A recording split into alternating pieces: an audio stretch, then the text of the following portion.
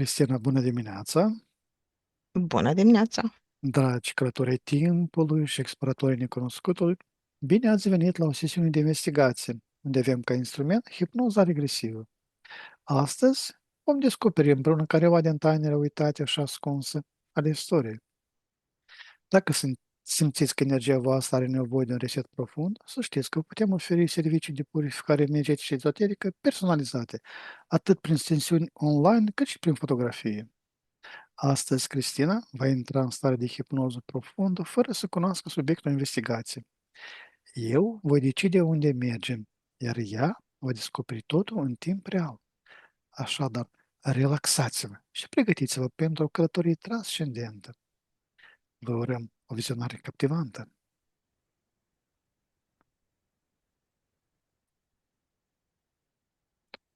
Așa, Cristina, tema noastră de astăzi de investigație este legată de acele 7 păcate și locul lor în corpul nostru. Așa. Te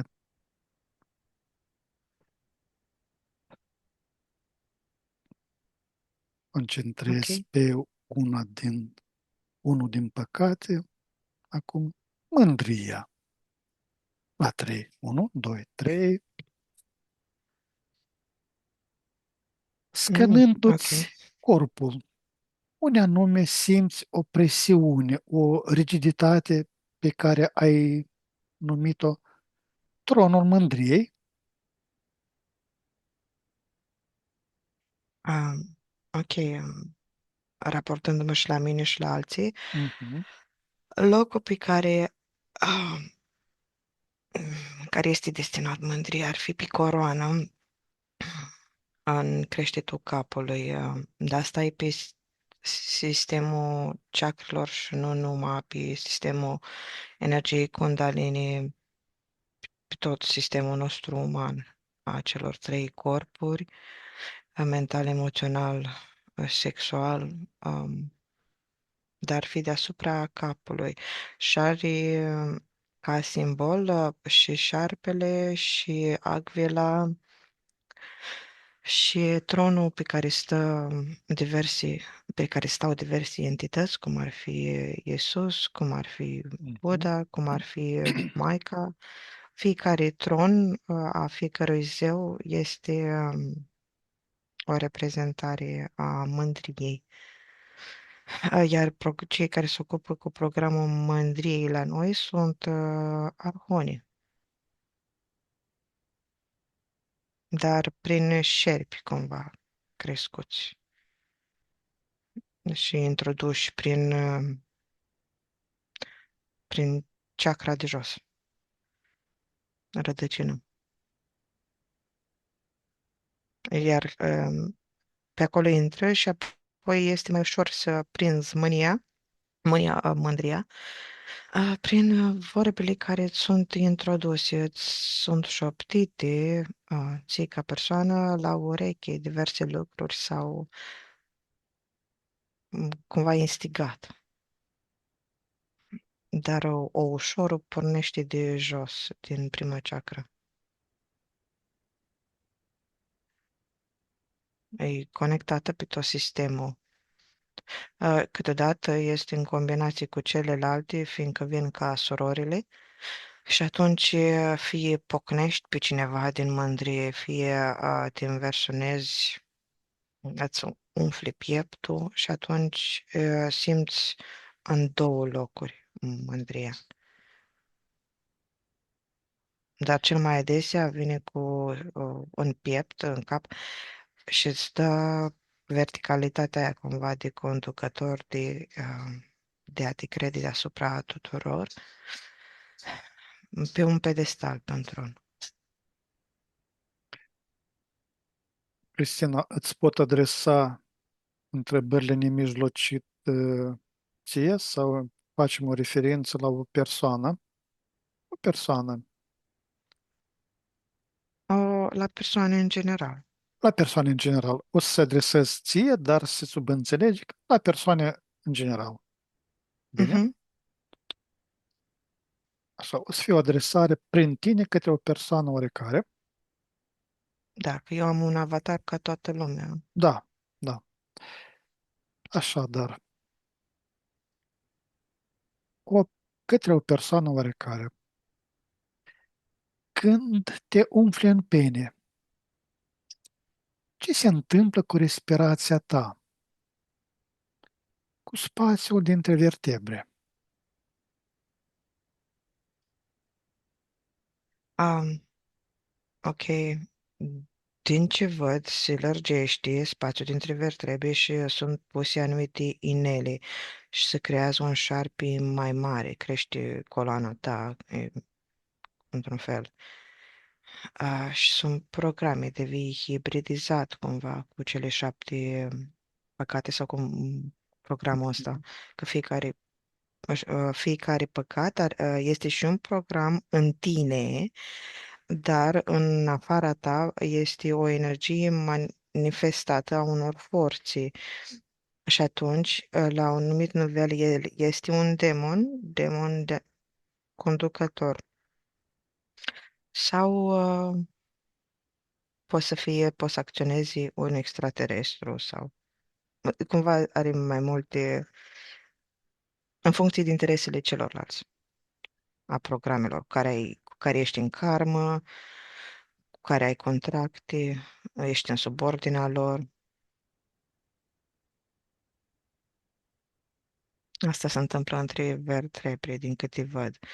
Sunt puse și mai multe programe și sunt făcute legături între vieți. Se face un tunel cuantic și se acționează pe acel păcat în mai multe vieți. Se face o strânsă legătură ca un lanț în care tu să fii prins. Acțiunea ta de aici, din viața de astăzi, se acționeze într-o viață trecută unde ai fost în aceeași situație și să vă faceți ca două verici mai puternice. În felul ăsta, prin controlarea liniei tale, ei prin teren în trecut, viitor, prezent, cumva pe diferite linii, dimensiuni paralele, um, lucrează, se extind în felul ăsta, prin întărirea existenței lor în realitatea ta, ca un parazit. Ce proiectezi în exterior atunci când inima ți se împetrește de orgoliu?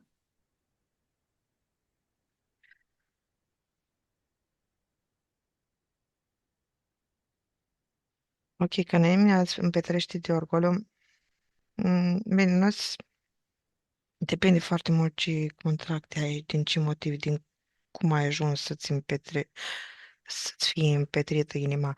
Ce te-a Dar provocat, în da? momentul ăla, tu practic în corp nu mai ești în toată splendoarea ta, ci te-ai detașat de corp și stai ghemuit jos, iar conturul tău ca cel care stătea vertical este condus de alte programe, ești posedat la un moment dat, acționează programele respective în locul tău. Tu, ca parte subliminale, stai ghemuit la picioarele tale în spate, cumva cu mâinile peste cap.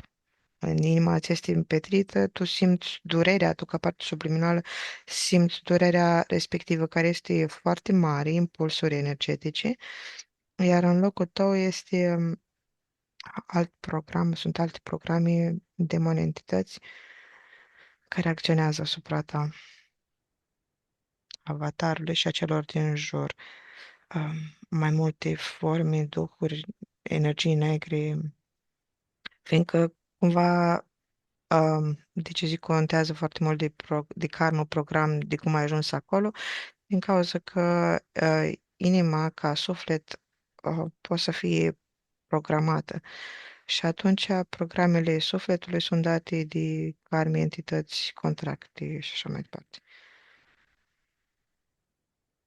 De asta găsim în Biblie anumite pasaje care explică lucrul ăsta că eu îmi petrie Dumnezeu inima.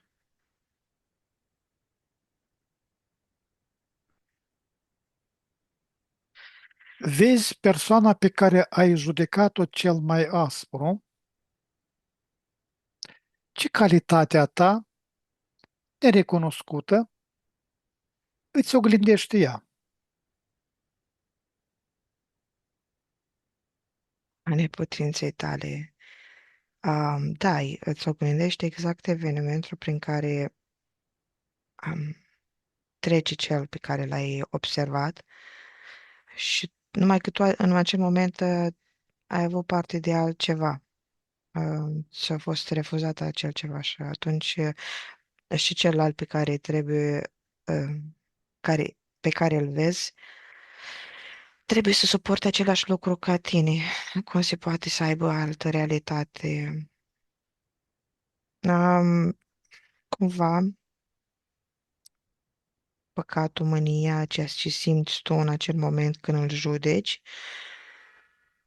vine peste tine, ești înconjurat de o aură neagră, ochii îți sunt roșii, ca un demon cu ochi roșii, și atunci îți este injectată m, mânia, discordia, invidia, gelozia, toate sunt activate. Tu, în momentul ăla, ești înconjurat de toate energiile respective, îl judeci, um, dar să mă să pățești ca parte subliminală când ești în oarecum posesia păcatelor.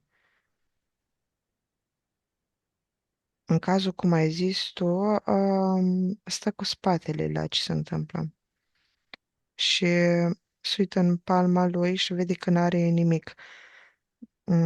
Își caută luminița dinăuntru, își caută legătura cu partea subliminală, cu partea subliminală, cu sinele, partea subliminală cu sinele.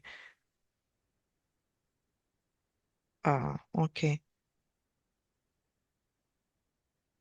Că toate păcatele, din câte văd, acum, inclusiv mergând de la ceea ce ai zis tu în situația asta, merg pe o glindire a unor lucruri neexistente, a unor karme impuse, situații prin care ai trecut și la acel moment au fost distorsionate. Amplificarea răului, filtre peste filtre care îți sunt puse. Nu vezi nici de cum realitatea, că altfel te îmbrățișa cu partea cealaltă subliminală, dacă ați vedea. Și puțină compasiune către tine, înțelegere către tine că ești în regulă, că cumva înțelegere, conștientizare îți distruge toate energiile negre din jur, te scoate imediat din situația respectivă.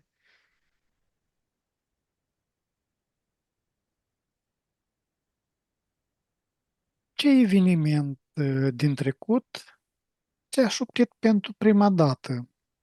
Ești mai prejos, apără-te.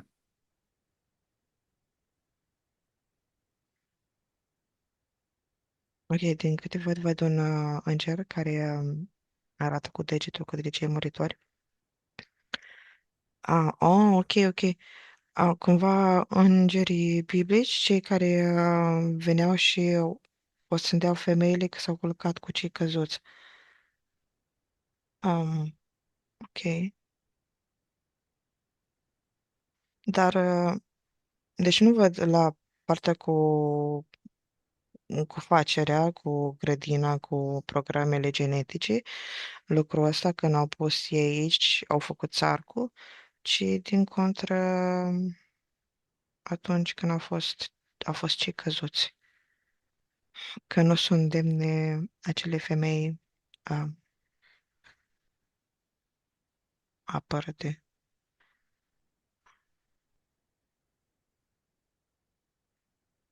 Apărate nici măcar nu apărate.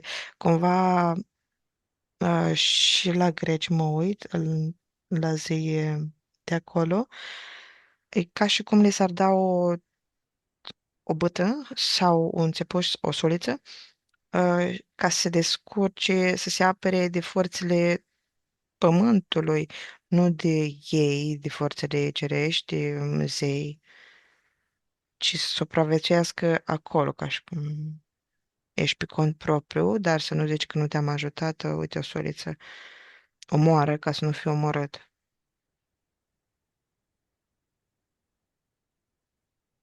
scuipă ca să nu fii scuipat. Și un program care îl rulează în continuu și acum să dai din coante pentru existența ta și văd că vor să mai mențină programul ăsta încă 3000 de ani. Cumva începutul claselor sociale și inclusiv este în guvern prin ajutoare, prin lucruri care se fac diferențe. Te în, pui automat într-o postură în momentul în care accepti un ajutor sau... într-un substrat al societății, da? Mhm. Iar acum programul ăsta că apără-te, îl văd, bineînțeles, la conducătorii, liderii spirituali, care arată cu degetul la murdărie. Adică, da, arată cu degetul înseamnă că îți implementează rușinea. Murdăria respectivă înseamnă o neregulă, nu o neregulă, că ai o anumită vibrație și cumva că trebuie să stai departe. Cum spune în Biblie că nu trebuie să mănânci la masă cu ceilalți. Asta înseamnă că să nu împărtășești aceeași energie, să nu inviți în corpul tău, în câmpul tău, energia celorlalți, programele celorlalți, să-ți protejezi câmpul. Dar aici este înțeles foarte greșit lucrul ăsta, se aruncă cu rușine, prin urmare perpetuă alte lucruri. Se face un ciclu de păcate. Și aceste păcate aici sunt în mecanismul nostru a corpului, ca și minerale, ca și săcăminte, ca și implanturi, portiții, portal, prin care acționează demonii. Că, pe planul ăsta, demonii pot să acționeze, de asta sunt păcate, că din cauza că în spatele lor sunt demoni. Căci nici îngerii nu s-ar cumva, nu s-ar murdări cu energia cea de jos. Preferă prin mândrie să ia, prin tot mecanismul să ia, după ce este alchimizată energia, așa un șir, să nu se atingă neapărat de ea, ci prin comandă să o direcționeze unde doresc ei în sistemul nostru. Ei, din ce văd acum, îngerii ca mâncare, iau din energia care este transmisă în timpul rugăciunilor, cumva alchimizată de preoții aia mari, când se fac slujbele mari. Și atunci ei de acolo și au mâncarea, hrana și lumina cu care se îmbracă. Cealaltă, în momentul în care simți un păcat, o redirecționează cu comandă.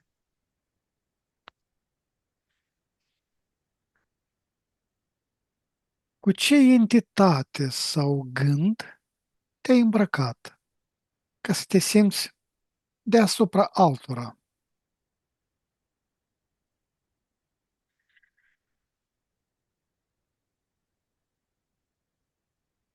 Ok.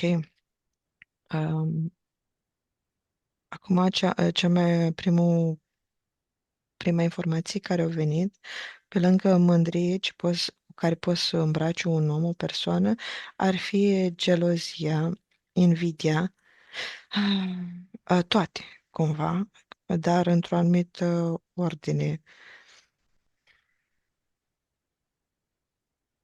fiindcă fiecare, tu vrei să te ridici în momentul ăla din cauza că crezi că ești jos, Mhm. crezi că ești despărțit și atunci te pui pe pedestal în spatele a unui păcat emoții. Minți cumva, dar pui arma, scutul de acel ceva, dar acționezi din prisma geloziei, invidiei, faptului că vrei mai mult, greed, sau îți îmbraci haina în momentul în care ai o anumită poftă, lust, și acționezi ca un șarpe atunci ca să iei acel ceva, să ajungi acea poftă, să o satisfaci. Toate sunt precum niște haine din cauza că sunt vibrații și tu te îmbraci în acele vibrații.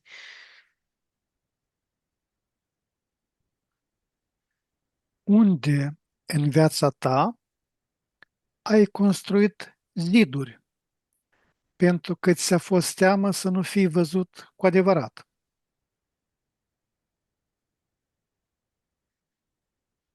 Neputință, în momentul în care e o neputință, o separare de vulnerabilitate, să nu vezi că ești vulnerabil, să nu vadă alții că este vulnerabil.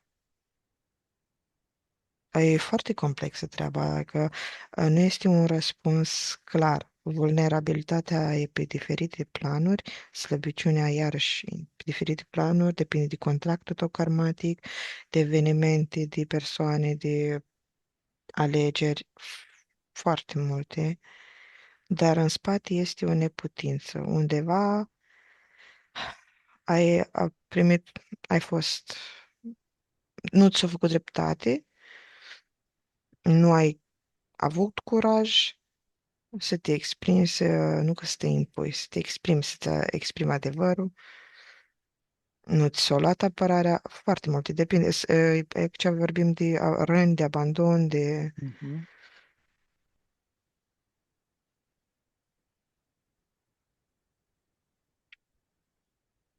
Bine. Te deconectezi de la mândrie, 1, 2, 3, și te conectezi la informația despre lăcomie, 1, 2, 3. Ok. În ce organ sau zona corpului simți un gol, un vacuum aspru, ca o foame care nu poate fi astâmpărată?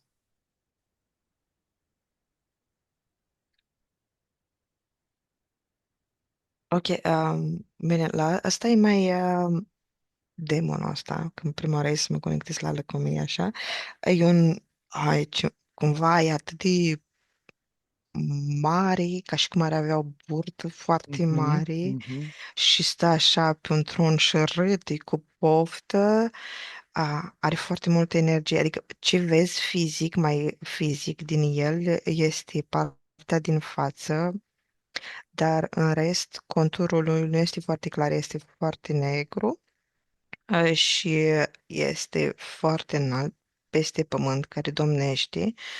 Stă pe tron și toată ceața lui neagră din jur merge peste toată pe pământ.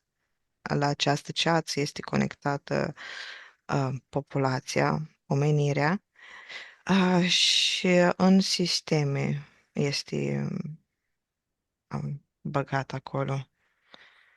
Dar în ce parte a corpului ar fi, din câte văd, în zona burții, a mhm. abdomenului. Și aici pot să fie diferite lucruri, pot să fie limbi, pot să fie ouă, pot să fie um, și programe karmatice mai are persoana, cumva păcate moștenite ce ține din neam. Dar e o chestie dacă care se transmite generațional și social. Poate să fie mărul pe care l-ai primit de la altcineva sau o batistă sau un gând, o judecată s- se poate transmite și cu privirea. Iarăși, nici păcatul ăsta nu vine singur, are surori, știi, Mhm, prin mhm. gelozie, prin invidie, mai ales gelozie. Ca gol, uh, da, cumva se creează evenimentul, nevoia, și la cumva în momentul în care ți-ai spus că nu este, că nu am, observi golul, l-ai creat și atunci vine el, dar vine după o perioadă, după ce simți acel gol ca un acid și îl crești cumva. Că el poate să stea așa pe stand-by foarte mult timp și tot îl crești și în momentul în care uh, este destul de mare, atunci este o oglindă pe măsură, se manifestă în viața ta, că așa treptat nu-l vezi golul, îl ignori, dar la un moment dat crește atât de mare încât Îl creezi. izbucnești. Da, izbucnești, like, faci boom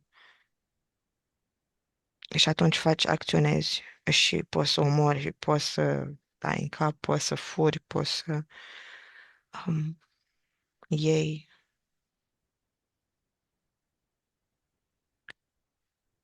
Ei Când, da, acționează, da, mă da, da. scuzi, Nu, nu, nu, nu. uh, Mă scuz tu. acționează cumva și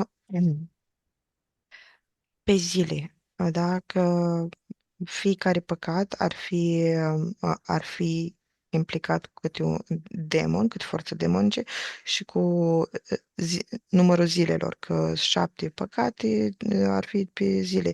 Și asta văd că ar fi implicat și cu forța lui Marte, prin complexul Mhm, planetelor. mhm. Da, ok, spune. Când strângi cu disperare, știu, bani, obiecte, ce anume simți că-ți scapă printre degete, la nivel de suflet?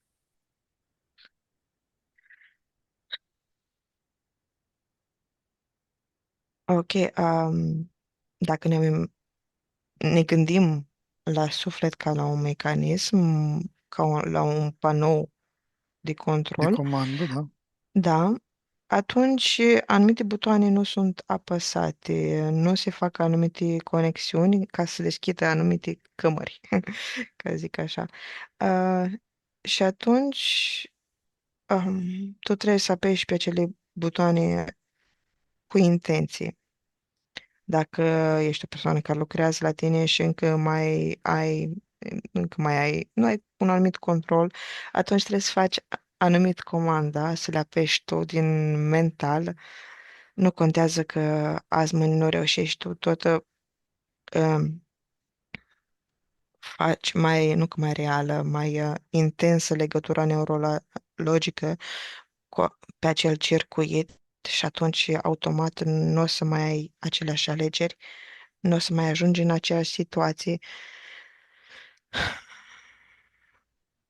Da, asta dacă vorbim la nivel de suflet. Mai repet acum încă o dată întrebarea. Când strângi cu disperare,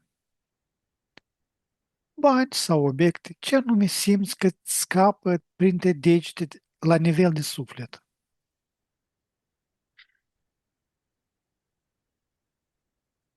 Totul pe acela, însăși programul, motivul din care ai acționat, simți că nu l-ai. Ai în față o iluzie și simți că acea iluzie devine realitate și tu oricât ai aduna, îți scapă printre degi din cauza că a fost o iluzie, nu te-ai uitat acolo unde trebuie, nu ai văzut că ai acel gol. Refuzi un refuz, o încăpățânare de a te uita acolo, dar îi face parte din program, din însuși program, deci să nu te uiți acolo, tocmai ca să crească. Și atunci motivul este cel din care acționezi, devine ce-ți scape printre degete, nu ai acel lucru.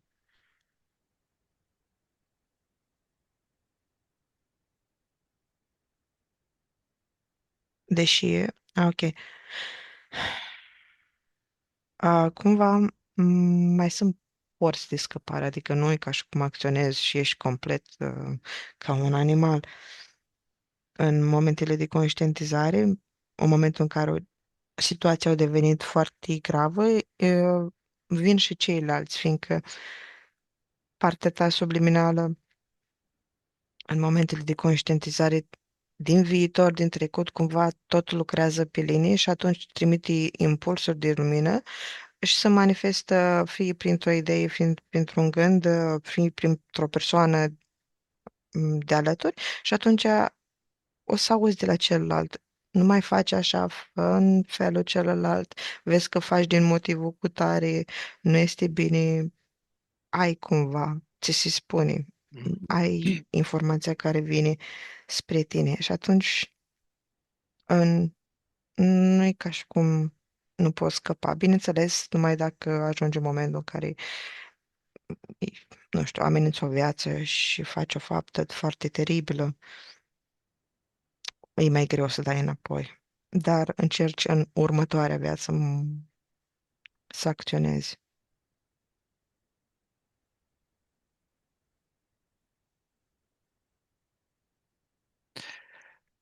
Ce frică străveche, poate din strămoș, îți contractă mâinile pe lângă corp?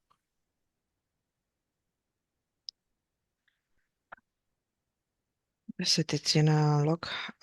Pe o parte te folosești ca pe o scândură, te țin de Mhm. mână și devii tu o scândură și pe care ei calcă să acționezi în viața ta, ah, karma, așa zisă, sau din contră, sunt anumiți strămoși care sunt înverșunați cu anumite energii și atunci se manifestă în viața ta din cauza că aveți energii similare, că aveți contracte și așa mai departe și atunci calcă pe tine și acționează ei prin tine. Tu, într-un fel, capeți o anumită forță și forța pe care o au ei, dar în același timp te trezești folosit, manipulat cumva prin strămoși, nu primești doar energia lor, bineînțeles, primești tot clanul, primești perspectiva lor, primești toate energiile lor, înțelesul lor, egrigoarele respective, demonii respectivi, entitățile respective, vin și acționează în viața ta. Sau ești pur și simplu dat manevrat la o parte, dacă ești țintuit de mâini. Sau din contră, nu, nu că din contră, nu e neapărat să te țină de mâini, poate să te tragă, să-ți tragă energia, să te folosească ei. De exemplu, dacă ai un strămoș, că nu există timp. În timpul lor, cumva, în același timp cu al tău, ei să acționeze printr-o anumită vrajă. Dar tu ai anumită putere, dar vraja, cumva, pe care o fac ei, ritualul, invocația, să acționeze în viitor la tine și își tragă puterea, cunoașterea din tine și ți se cătoiască. Și tu aici, în viața de zi cu zi, să nu-ți mai reușească anumite lucruri pe care vrei tu să le faci și nu știi de ce, dar ei de fapt își au forța și reușesc ei în viața respectivă. Fiindcă a accesa strămoșii nu înseamnă că ei accesezi pe cei din Prezent. spate neapărat. Da, din Trecut. trecutul apropiat. Poate fi și Mhm. trecutul mai îndepărtat. Și care e și viitor, practic. Mhm. Da, da, da. Imaginează-ți o casă imensă, goală. În ce cameră acestei case locuiește, de fapt, sufletul tău?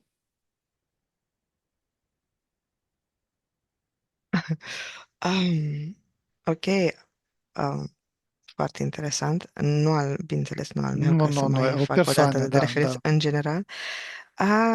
La subsol, la subsol. da. La subsol. Dacă e o casă, atunci este la subsol.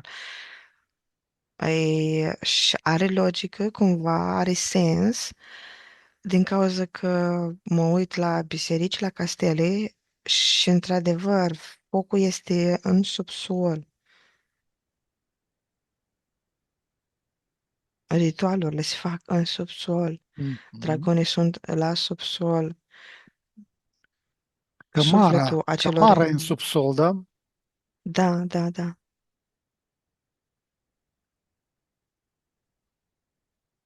Rezervele sunt în La unele, subsol. la... Da, la... Acum am început să cercetez toate cămările. De exemplu, femeile tind să pună în bucătărie sufletul, Mhm. să fie cămara lor acolo. La frigider, da? Nu, nu din contră, la mâncare, prin faptul Mhm. că ele fac mâncare, pun sufletul acolo din cauza că ele acolo alchimizează cel mai mult, umblă cu energiile. Uh, și în baie, și în baie.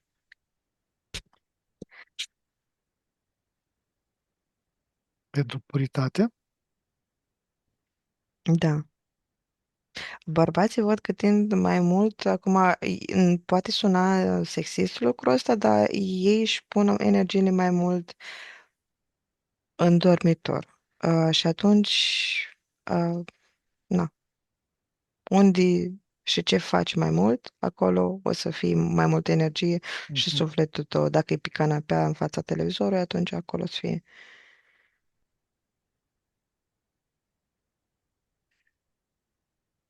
Ce realitate creezi în jurul tău atunci când emani constant o vibrație de nu este destul? De nu atragi mai mult, atragi mai mult din asta. Creezi câmp și realități că nu este mai mult. Unde este atenția ta, acolo va fi realitatea ta, așa va fi realitatea ta. Um, Creezi mai mult un gol. De asta e, nu știu, e destul de oribil în lucrul ăsta. Și nu că e oribil că faci lucrul ăsta, ci că nu realizezi că ești într-un mecanism, că ești împins să gândești astfel, că nu este destul. Să nu-ți dai seama că, de fapt, nici măcar nu sunt gândurile tale, că nici măcar tu nu-și gândești lucrul ăla, ci pur și simplu îți este repetat, ți-a fost repetat, implementat la un moment dat și tu de acum rolezi acel program și nu ieși din el. Neputința, Îl iluzia alimentezi tot neputinței. timpul, Da. îl creezi tot mai mare și mai mare. Mhm.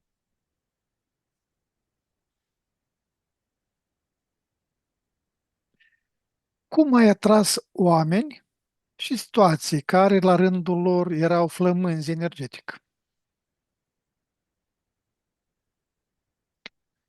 Cum atrage în general, menținând vibrația, gândul respectiv. Cine se aseamănă se adună. Și nu numai asta, dar la un moment dat obligi pe celălalt să-ți răspundă la programe. Chiar dacă celălalt nu are programe, dar din dorința de a co-crea, sau mai bine să explic cum se co-creează. Uh, Sunt două sfere, două persoane. Tu în sfera ta ai anumite programe, traume, karme, programe în general. Și în acele programe poți să suni în felul următor. Te rog, respinge-mă. Tu, în momentul în care interacționezi cu mine, eu, din cauza că am trauma cu tare, cu tare, cu tare, trebuie să mă simt invalidat, trebuie să mă simt mic, neputincios și atunci te rog, în interacțiunile noastre, să creezi acea situație. Acum, și cealaltă bulă are la fel programele ei. Cum ar trebui să comporte un om cu el. Și atunci, involuntar, când se ating cele două sfere, interacționează, îl obligă unul pe altul, dacă nu este dată din conștient comanda că eu nu răspund energiilor respectiv programele respective. Și atunci interacționează și creează situația respectivă, fiindcă o victimă are nevoie de călău și Da. un erou are nevoie cineva care să, de cineva pe care îl salveze. Salvează, da. Încurc o limba. Care este prima amintire în care ai simțit lipsa și ai decis să pui deoparte energie vitală, nu doar bunuri?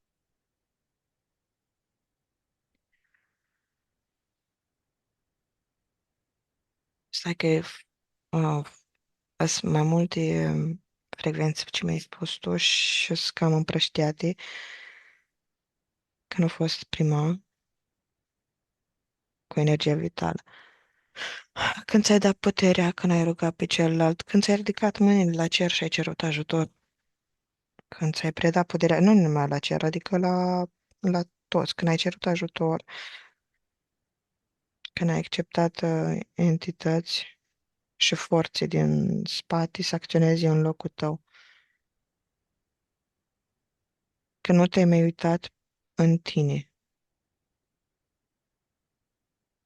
ale momentul de cedare de putere și energiei vitală, e ceea ce dai în schimb, energie, din cauza că nu vitală, iarăși, ca să lărgesc, nu ca să lărgesc subiectul, să dau mai multe detalii cu ce se hrănesc entitățile. Unii dintre ei se hrănesc cu energie sexuală, vitală, uh, puțini sunt cei care preferă energie pură, dar nici măcar pură, mai aproape de puritate, cumva. Toți preferă un amestec de... Și atunci energia vitală este luată de un anumit sector, dar de obicei e luată cu sânge, e luată cu dorințe carnale, cu altceva. Vitală o ia natura, e un ciclu în care ești, că și tu iei energia vitală de la plante și tu iei în prana din aer și tu iei așa. Și atunci ce ai spus tu, pe ce corespunde întrebării, răspunsul ar fi când ai ridicat mâinile, ai cerut ajutorul din Mhm. exterior, dar ți s-au răspuns o anumită categorie de entități și forțe. De obicei, în primele tale încarnări aici. Deja că în momentul în care ai început să uiți, ăla ar fi primul moment. Valabil general la toți, că dacă vorbim de un anumit început, sunt mai multe începuturi.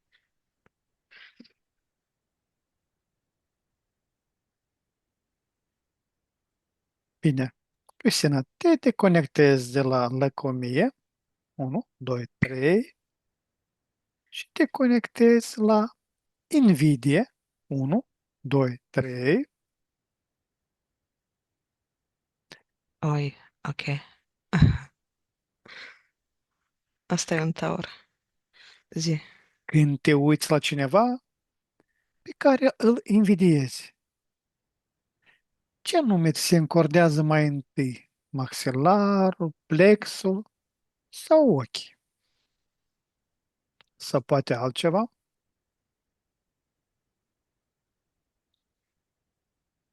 Ok. De la piept în sus,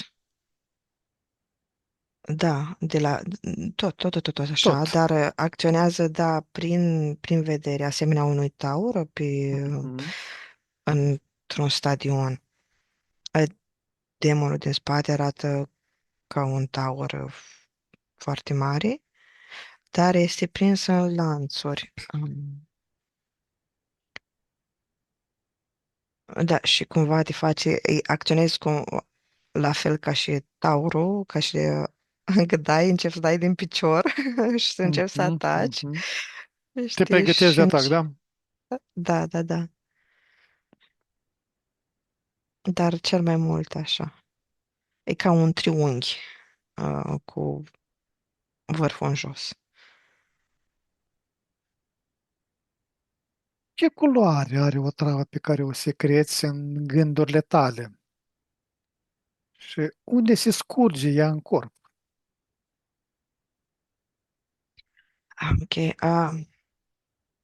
Roșu, dar parcă are și fulgere și pe urmă se transformă când se duce în corp, coboară spre picioare, se duce spre picioare și spre mâini, devine neagră.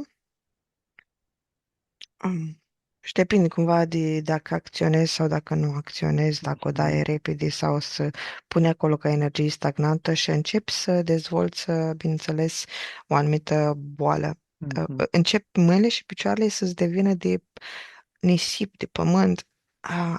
Apare într-un fel artrita. Artrita. Da, și la rinichi mai este conectată uh, boli, păcatele, nu păcatele, cele emoțiile respective, Mhm, mhm. generează anumite boli. Orice emoție, dacă este ținută prea mult timp, se manifestă, somatizează.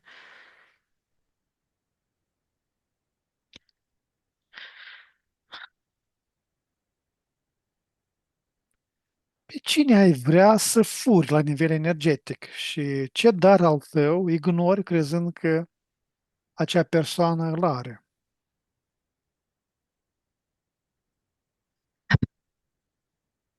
Uh, ok, m-am uitat la o anumită persoană, acum, din cauza că am putut alege la cine să mă uit, m-am uitat la o persoană pe care o cunosc. În cazul ei, e ca și cum ar fi vrut să îi pună piedică persoanei din față să cadă și să vină ea să se îmbrace în acea, nu lumină, energie cu care Mhm, ar fi privit cel invidiat.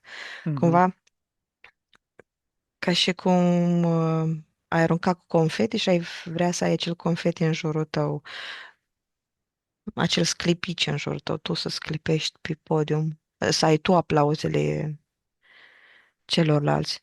Dar, acum ce văd, nu poți să invidiezi pe cineva care nu are programul de invidie. Iarăși, o persoană invidiată, nu poate să aibă, nu poate să invidia dacă nu are programul de invidie. Nu te poți acorda la frecvență dacă nu este frecvența aceea, nu? Da, și la fel la gelozie sau așa, deci nu poți să Mhm. primești ceea ceva ce tu nu ai sau nu ai avut. Dacă nu mai ai, înseamnă că ți-ai scos din tot programul, dar programul tot o să încearcă să se agațe de tine cumva, să găsească o portiță. Și de asta se conectează ca două celule, ca dintr-un întreg.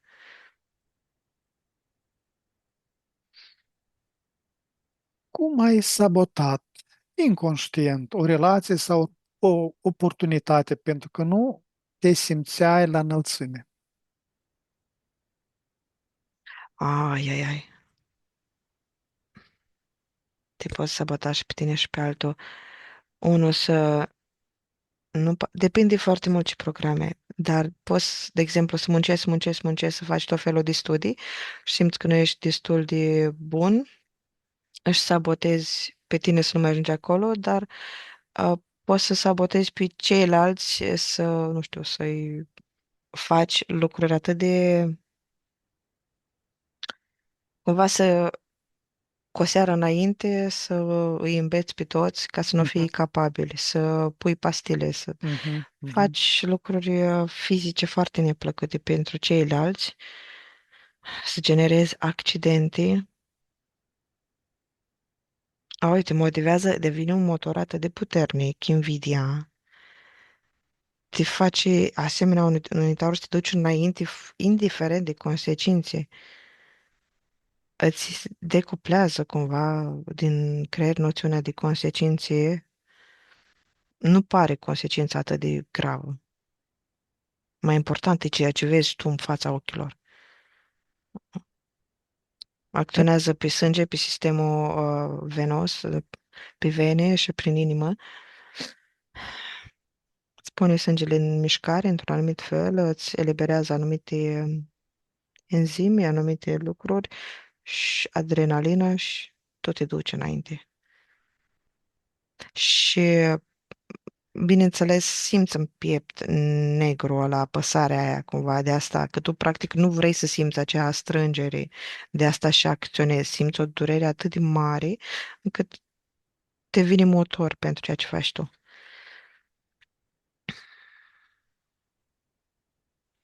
Vreau să zic că înjosește pe cineva să pari tu mai presus decât el, nu? Da, să nu fii tu cel de jos. Mhm. Dar ceea ce... Nu.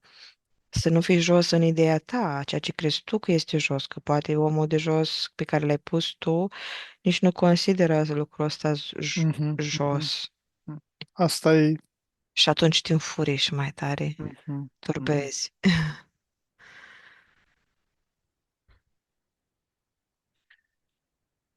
Ce ai plantat în câmpul tău energetic, atrăgând oameni care să te invidieze pe tine? Nevoia de a fi validat, imperfecțiunea, Validare. da, care este dată, ba prin abandon, ba prin programare, prin părinți,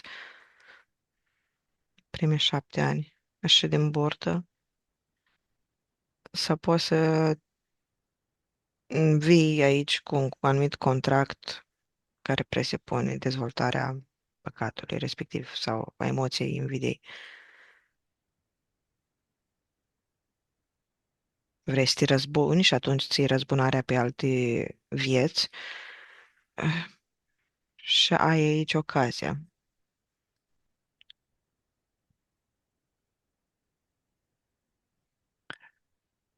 Care a fost prima nedreptate pe care ai perceput-o în copilărie și care a semnat, semănat sămânța comparației? Oh, e plin familia.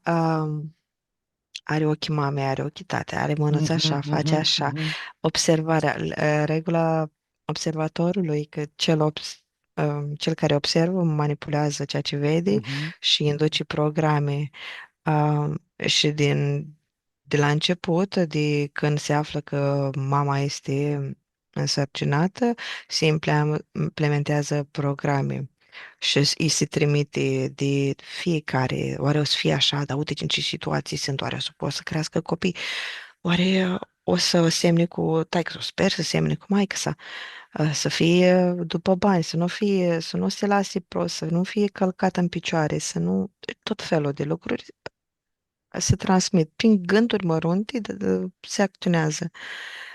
Bebelușul, într-adevăr, este protejat de un anumit câmp al mamei pe care ei îl împărțesc, dar într-un anumit nivel poți să o acționezi prin ea. Apoi mai avem botezul, iar se pun Mhm. acolo. Acolo chiar că îți pune cele 7 păcate înăuntru, prin toate elementele. Sămânța lor, Mhm, mhm. programele. Și sămânța lor din acel program din care este parte, adică ortodox, dacă e botez ortodox, atunci o să fie ortodox.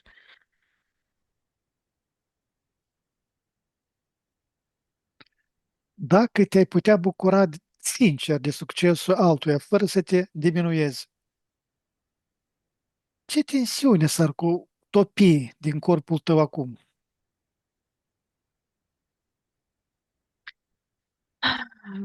Păi nu s-ar topi în acel moment, este topită dinainte. Ai alegerea conștientă de a apăsa acel buton din sufletul tău în care spui, eu mă bucur pentru omul ăsta din tot ce sunt, eu mă bucur, bravo, bravo, nu sunt mai prejos, nu apare comparația, nu sunt mai Mhm, prejos, mhm. nici prin gândul să treci, nu există în câmp așa ceva, ci pur și simplu este momentul prezent și este un entuziasm mare, îți dau lacrimile, încep să aplauzi cumva, cânti, te bucuri, te extinzi, devine o ancoră pentru tine în viața asta și în altele, dar devine lucrul ăsta ceva foarte puternic pe care tu o să ți-l amintești, partea subliminală o să și-l amintească mereu. Și o să ancorezi aici, o să fii stâlp pentru alte evenimente. Că poate poți să te bucuri pentru o anumită persoană, dar pentru alta nu o să te bucuri, dar amintindu-ți că ai putut pentru unul, o să zici că poți și pentru altul. Și atunci nu mai știi coruperea pe întuneric, ca să zic așa, Mhm, mhm. ci o să fie pe lumină. O să împrăștie lumina și iubirea și gratitudinea. Bine. Cristina, te deconectezi de la invidie, 1, 2, 3, și te conectezi cu mânia. 1, 2, 3. Ah, ok, Unde da, se m-am conectat. aprinde primul foc al furiei? În trupul tău, în pumni, în ceafă sau în stomac?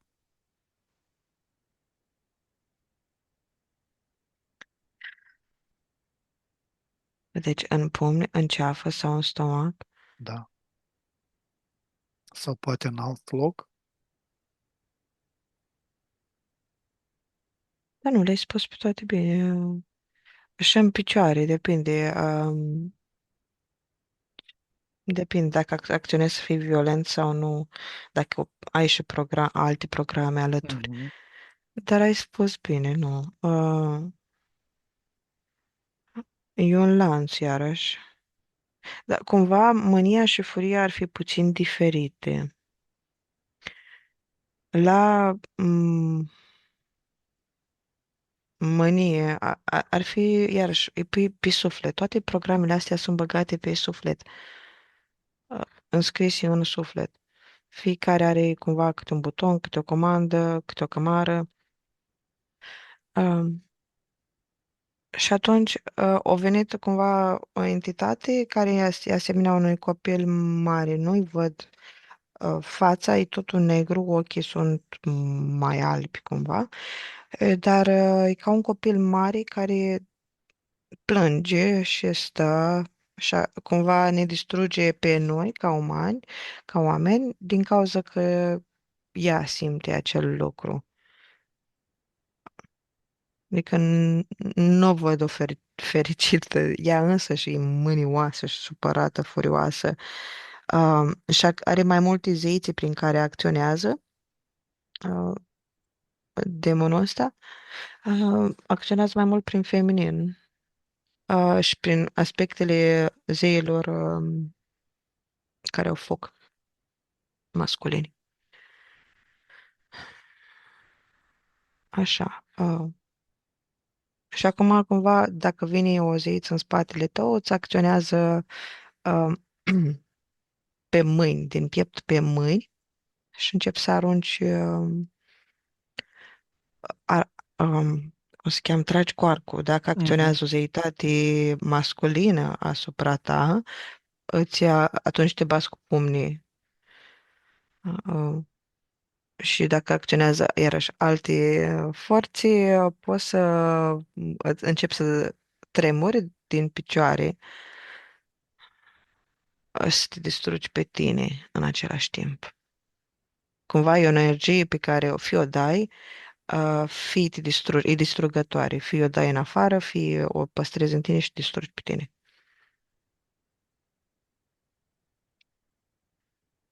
Când explodezi, ce parte fragedă din tine iese de fapt protejată de aceste flăcări? Pe parte, copilul interior, programele tale, încăpățânarea ta, tu te protejezi pe tine, credințele tale, protejezi realitatea ta. Pe parte, nu ai fost învățat cum să reacționezi altfel, matur. Da, cumva, din cauza că și entitatea e ca un copil mare, tu trebuie să te educi. Și atunci ce parte protejezi ar fi într-un fel, programele din copilărie pe care nu le-ai, subconștientul îl protejezi.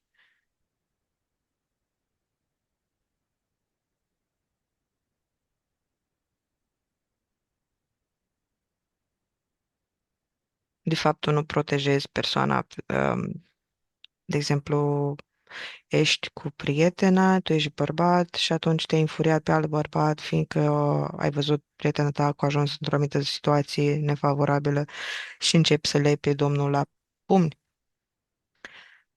Tu nu protejezi pe ea. Tu protejezi integritatea ta, tu protejezi programele tale, imaginea ta, că tu ai decis că ea de fapt e o victimă, Mhm, fiindcă ea este o parte subliminală stătătoare. Bineînțeles, și ea poate să îți fi cerut ajutorul și atunci e o co-creație, dar nu protejezi în sine ceva de al ei, ci ceva de al tău. mhm, mhm. Ce proiectezi asupra inamicului tău, care este de fapt o nerecunoaștere a propriei puteri? Dreptatea. Proiectezi că faci dreptate. Ah, proiectezi un anumit program de victimă și călău, de erou, de salvator. Cumva, dacă simți că nu ți-o făcut dreptate, nu-ți poate face poliția dreptate sau autoritatea, atunci ți-o faci tu și ai restaurat ordinea. Dar tu, de fapt, ai dat acea energie de pe tine. Asta ordine ai făcut. Ai prefera să nu alchimizezi sau să nu fii ca un maestru Shaolin, să dai așa, nu ești în mine, știi așa, să faci o mișcare foarte fluidă și să trimiți energia mai departe de tine. E, m, asta, din câte văd, apare ca prima informație.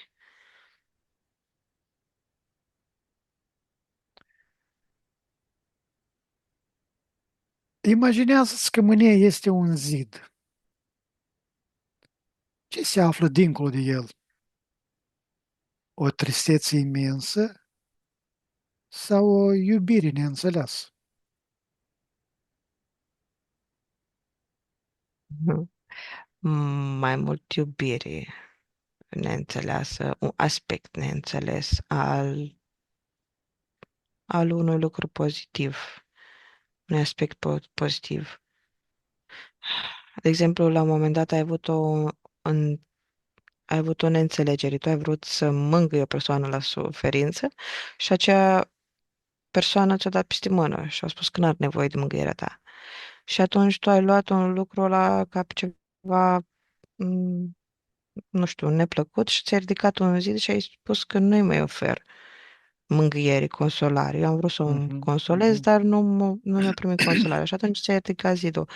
Și atunci e de fapt o iubire, dar neînțeles, fiindcă tu în momentul de față, atunci Ai când ai oferit. oferit mângâierea, Mhm, n-ai oferit dragostea respectivă, ai oferit fără să-ți dai seama milă. Și poate persoana mhm. respectivă nu a vrut milă, de atunci poate era nevoie de altceva. Cumva nu ai calculat bine situația, dar nu e ca și cum poți să fii înțeleptul ca om, mai ales Ai, la început, 100% și să știi ce are nevoie omul ăla.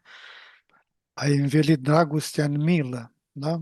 Care nu Da, a fost da, o bomboană care are un înveliș divers de gustul ei. da. Dar în momentul în care este înțeles tot aspectul și pe urmă se poate ca o persoană să își realizeze, gen, am realizat că i-am dat peste mână și se duce la celălalt și începe să vorbească, să comunice într-un mod foarte plăcut. Nu am realizat dacă te-o rănit sau nu, uite, mă simțeam în felul respectiv. Adică să aduc ei în Mhm. mod activ, în egalitate, energia și să dea zidul jos.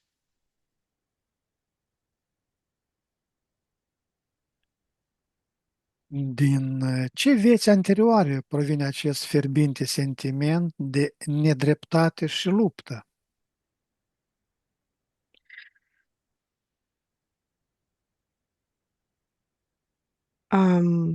Ok. Pe mai multe planuri sunt mai multe programe care corespund și entitățile au același program și ei în războaiele lor au simțit că nu au dreptate, că au teren, nu au teren, că sunt mai favorizați și așa mai departe. Dar noi ca oameni și forțele, mai întâi spun așa, și forțele naturii nu sunt nu curate, cum să spun. Însă și pământul conține programele respective, așa, pe care noi le luăm. Avatarul nostru este creat de entități și atunci avem acele programe de-a lor. Și de-a lor și de-a pământului. Și atunci identific pe mai multe planuri ceea ce ai spus. Noi, ca oameni, din vieți anterioare, pot să fie, după caz, infinite.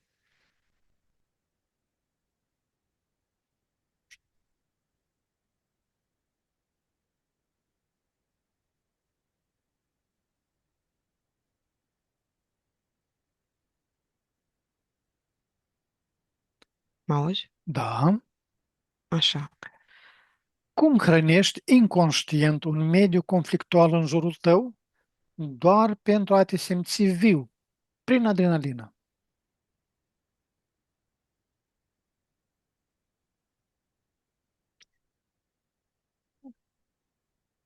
Ok.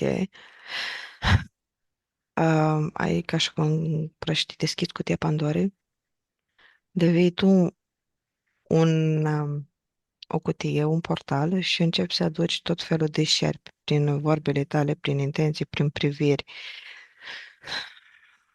Dar pentru asta înseamnă că o trebuie să adune foarte multe programe. Cel mai adesea în societatea noastră este prin bârfă sau din plictiseală. Unii se adună trei, o să fie și un duh. Uh, Fiindcă totul are un timp, dacă acel timp este depășit sau dacă nu este menținută vibrația înaltă, atunci se împrăștie energia. Câmpul mental menținut de cei trei sau câmpul emoțional, depinde de unde se conectează, dacă nu este menținut și stabilit, se împrăștie și începe să aducă. Adică, ce înseamnă asta în viața de zi cu zi? Nu mai știi ce să zici și atunci Mhm, îți mhm, amintești de acum 3 ani că s-a întâmplat un lucru și mhm, începi să aduci aminte de acel lucru, să deschizi porți dimensionale către acel eveniment și acele evenimente le îmbraci cu ceea ce spui acum. Adică tu nu aduci efectiv acele energii, ci le îmbraci, le transformi pe ceea ce dorești să creezi. Și poate că dorești să creezi, să-l vezi pe la mai prejos decât tine, să-i amintești că, bă, tu ai fost mhm, fraier în acel mhm. moment. Da, și tot așa mai departe creezi dispute. Mai ales tinerii, fiindcă nu știu să controlezi încă timpul, încă descoperi ce înseamnă lumea socială, ce înseamnă socializarea, că trebuie să stai împreună cu un prieten, cu o iubită, cât timp să-ți acorzi ție.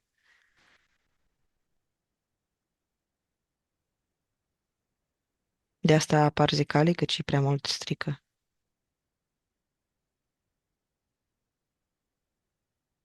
De ce ritual de ardere a trecutului ai nevoie pentru ca acest război interior să înceteze?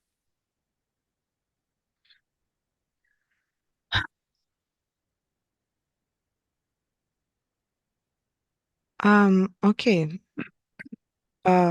Cel mai purificator, ca să zic așa, ar fi că tu să pornești totul din perspectiva sursei. Adică, în primul rând, să-ți amintești că ești sursă și chiar dacă, gen, mintea ta nu poate să conceapă ceea ce este sursă, tu menții frecvența că sunt sursă, parte din sursă care acționează în sursă. Și cu vibrația asta pe care tu o spui, o repeți mental, dar și o simți în piept, îți creezi câmpul cu lumină. Aduci tot câmpul cu luminos, arzi tot ce este în câmp, tot ce este nebenefic și stând în acea vibrație, fiind pilon de lumină, ca să zic așa, începi să acționezi în viața de zi cu zi, faci toate lucrurile. Sau te distrezi, gen, sunt surse care cu lumină și iubire, cum pot să fac lucrul ăsta cel mai bine? Și începi să agăți fiecare aspect al vieții tale în sursă și în lumină. Și treptat, cu răbdare, le înțelegi și îți extinzi lumina și arzi în felul ăsta. În, pe o parte conștientizezi, pe o parte te joci, ești bine dispus, menții lumina, fiindcă celelalte ritualuri de purificare sunt poate de scurtă durată, sunt intense, pot să dea roade, dar tu dacă nu mai faci anumiți pași din mental, acționezi în uniune cu sursa, cu ceea ce ești, uh, tind să fii tras înapoi, tind să pierzi efortul, deși nu este pierdut, adică fiecare este fapt de partea ta subliminală este reținut, informația este acolo și trebuie să se acumuleze cantitativ ca să facă saltul calitativ. Și atunci simți ca și cum n-ai făcut nimic de asta, că simți că ești tras înapoi. Ești tras înapoi din cauza că nu înțelegi și tot așa. Dar toate sunt de folos. Dar nu mă refer la cele din sistem, ritualuri de purificare, de ardere, ce pe care le găsiți în sisteme, adică din religii. Nu. Ceva ce faci cu intenția să arzi în sursă, în puritate absolută, în cum vrei să o numești. În înțelegere că poți să arzi ceva în focul înțelegerii, a conștientizării, nu numai în focul luminii și a iubirii. În pe aspectul pe care vrei să îl înțelegi, să-l integrezi. Ard lucrul ăla în cunoaștere, ard lucrul ăla în claritate. A arde înseamnă a aduce frecvență. Mhm, mhm. Bine. Cristina, te deconectezi de la mânie, 1, 2, 3, și te conectezi la lene, 1, 2, 3. Wow. Ok. Știu că nu este ceva bun, dar în ce parte a corpului simți o greutate, o lipsă de viață, ca un plumb care te trage în jos? Exact. Pe partea din spate ți este luată greutatea, nu greutatea, din centrul greutății tale, de aici, de pe la bazin. Din partea asta ești tras în spate către undeva unde să stai, să te așezi într-o stare, dar de fapt e o vibrație în care îl încezești, așa stai în adormire, fără chef și după ce ești tras din acea parte a corpului, cumva te pui pe partea sau pe alta, nu te pui pe spate cumva, te pui mai mult în poziția fătului. Începi să fii prins cu cozi energetice de Mhm. pământ, ca și cum ai muri. Și aici apare în viața de zi cu zi Depresia, melancolia, anxietatea, teama, nefericire, fiind foarte multe. Nu te speli, în primul rând, unde este lene, este și mizerie fizică și aduni alte lucruri pe tine, mă, în felul ăsta. Nu aerisești, stai în aceleași locuri, se reflectă în aspectele de zi cu zi starea ta.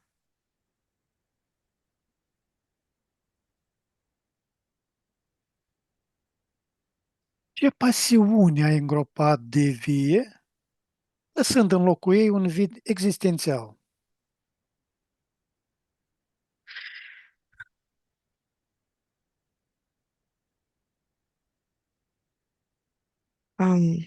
Ok.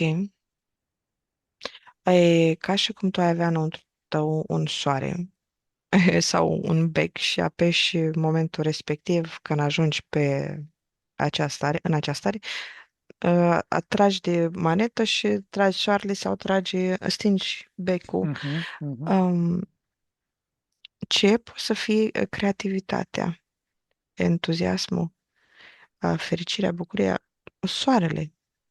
Soarele, da, tot ce înseamnă mhm. aspectele soarelui, aluminim. Da, să mă uit dacă acționează și pe partea de subliminală a flacăr cumva dinăuntru. Da, apare ceva mult mai dens și cumva o iluzia separării mai mare. Ai merge în uitare și mai mult. Mă auzi, nu? Da, da, da, te aud. Te aud. A făcut calculatorul un semnal și nu Mhm, știam mhm. dacă s-a închis.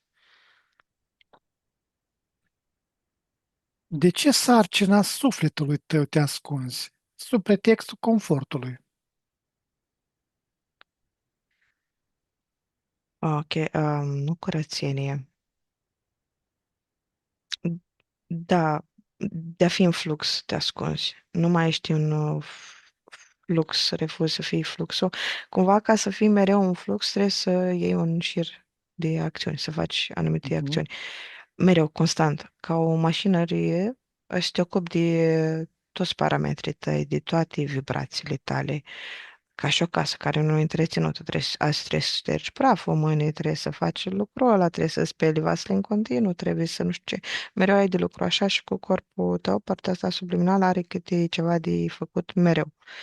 Um, Acum depinde cât de harnică este ea sau nu, sau cât de mult vrea să muncească. Poți să-și instalezi programe smart și să ai curățări automate, ca zic așa, sau poți să faci în fiecare zi sau în fiecare moment câte ceva.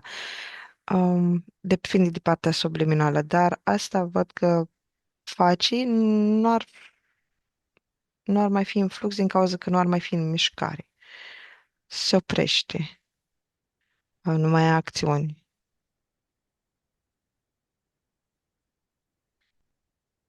Cum creezi în jurul tău o realitate stagrantă care să justifice inerția? Ce scuze își pune fiecare?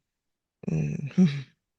Păi majoritatea sunt la fel, că nu poate, că nu știe, că nu a fost învățat, că nu-i vina mea, e vina altora, proiectează în afară, pe societate. Dacă mama m-a făcut așa, dacă mama nu mi-a dat, Mhm, dacă societatea ăla s-a născut bogat, nu a ajuns din propriile mhm. lui puteri. Scuzele sunt diverse, dar pe aceeași categorie. Nu pot, nu mi-a dat, nu știu, dar uite, să mă uit în voința că din moment ce spune așa. Um, ok, este cumva la cap, la picioare, dar pusă în conturul ființei lor. La unii le sunt luate voința sau ei însăși o aruncă, o pun deoparte într-un fel sau altul.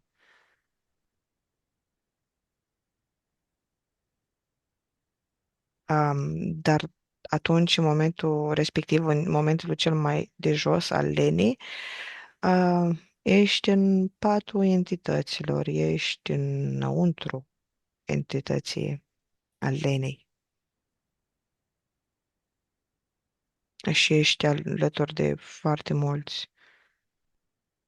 Și se aude așa un fel de cor, dar nu se screm, nu țipă oamenii respectiv, ci ca și cum ar fi bolnavi, ca și cum ar fi un spital cu oameni care se vaită, dar nu-i doare.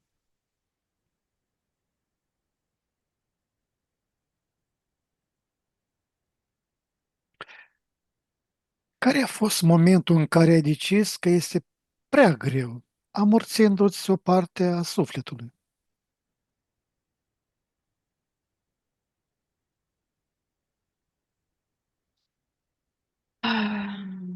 Nu, cumva ar fi mai multe, nu motive, mai multe situații în care poți să spui este prea greu. Fizic, emoțional, ținând cont de tot ceea ce ești, de câte ori ai mai încercat, și de evenimente, fapte, situații, persoane, mai multe evenimente. Ceva ce ține de puterile tale ce ai încercat în momentul în care ai prea multe cătuși sau prea multe vibrații de neputință. Și atunci ai bătut de atâtea ori calea încât e foarte ușor să spui, nu pot. Sau dacă vorbim gen doar din prisma alenii și spunem că nu pot, nici măcar nu au încercat cu adevărat. E ca și cum îi proiectează acel program al lenii în fața ochilor, un film în care îi dă un final nereușit, nefavorabil pentru el, că nu merită să investească acea energie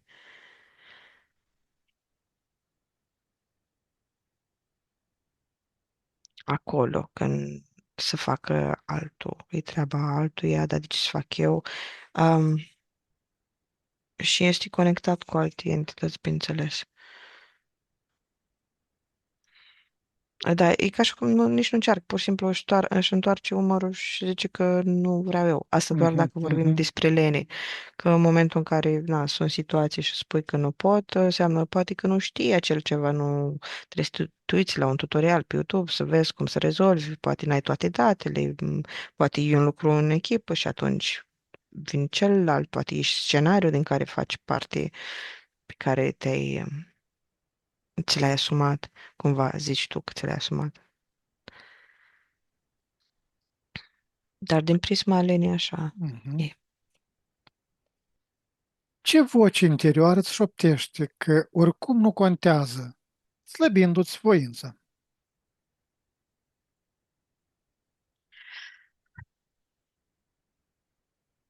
Ok. Um, să acționează pe mai multe planuri, depinde de scenariul tău, de contractul tău.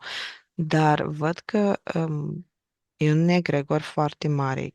Egregor, vocile astea interioare sunt a egregorului care umblă, a energiile sunt purtate a celor care permit energiilor să vină. A, Scuze, încurc cuvintele, îmi dau seama după ce spun. Um, dar sper că să înțelegem.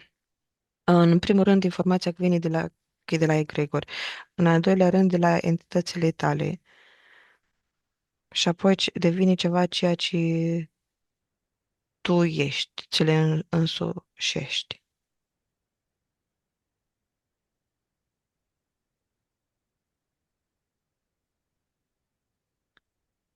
Dacă ți-ai asumat pe deplin scânteie divină, ce mișcare imediată ar începe să vibreze în coloana vertebrală?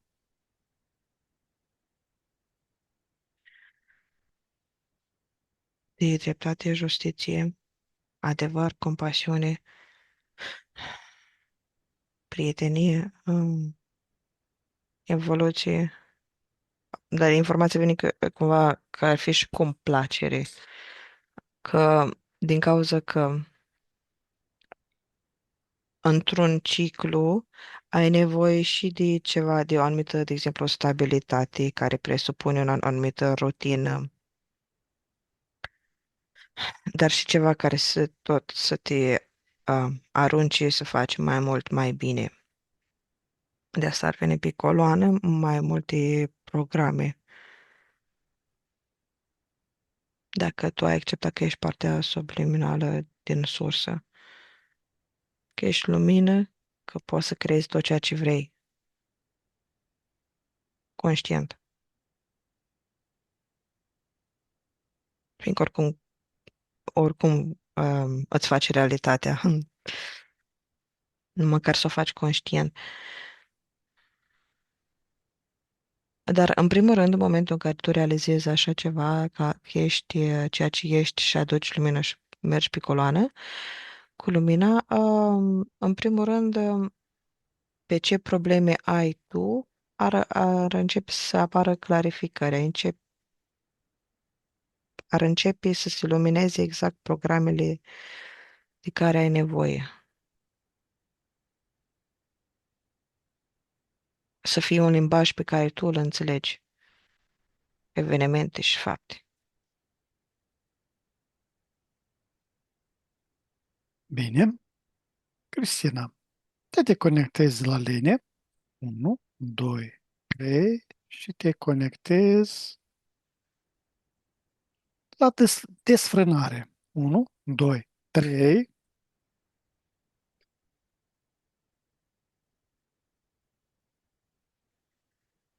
Ah, ok.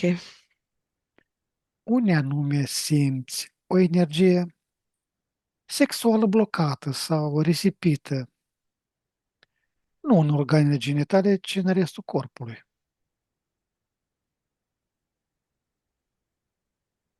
Stai că asta nu poate fi general valabil la toți. Să mă uit la mine dacă tu m-ai întrebat și asta să fie singura care mă uit. Ah, ok. Um, cumva, dacă vorbim despre energia ta, unde o să fie fără să o direcționezi anume, poate să fie în câmpul tău, gen, Mhm, peste tot în mhm, câmpul tău. Dacă îi dai anumite direcții, atunci se duce în acea direcție. Dar dacă vorbim de desfrâu prin mhm. programele și prin demoni și prin forțele exterioare, atunci ea este, nu are aceeași culoare puternică pe care o are când este în stare naturală, ci este alchimizată, este un oraj spre negru și este subtă, este mai mult trasă în partea de jos.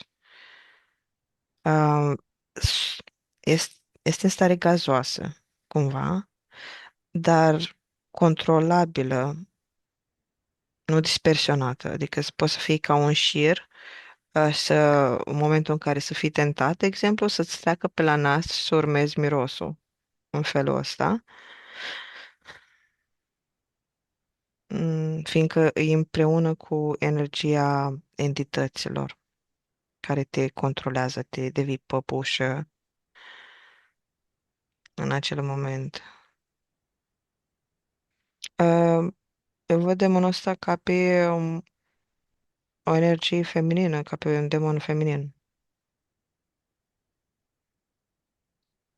Ar avea amândouă secții, cumva, dar preferă feminin să fie mai Predomină, da? per total. Da.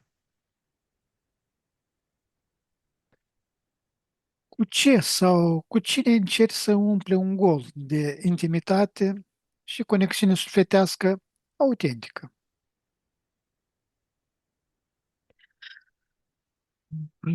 Ok, cu tine pe parte, um, și apoi cu energie masculină sau feminină, cu opusul. Dar prima informație a venit că cu tine, să te conectezi cu tine. cu ființa ta, cu puterea ta, cu fluxul tău. Fiindcă prin energia asta sexuală, tu prin univers ai fi ca un râu care curge. Mm. Aici este vorba despre dualitate și atunci trebuie să te conectezi la energia celuilalt, ai impresia că trebuie să te conectezi la celălalt. Și prin un anumit plan, într-adevăr, poți să faci niște lucruri foarte impresionante, dar stai să ancorezi lucrul ăsta din perspectiva desfrâului.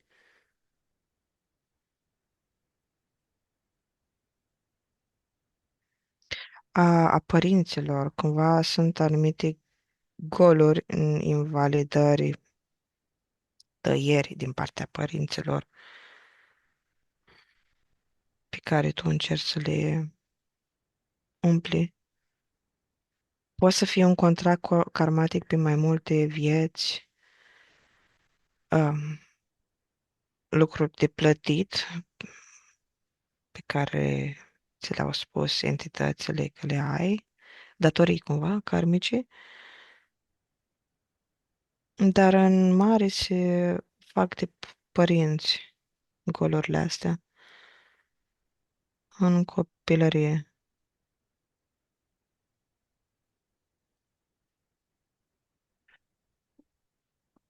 Ce proiectezi asupra partenerului tău când îl dorești cu desperare?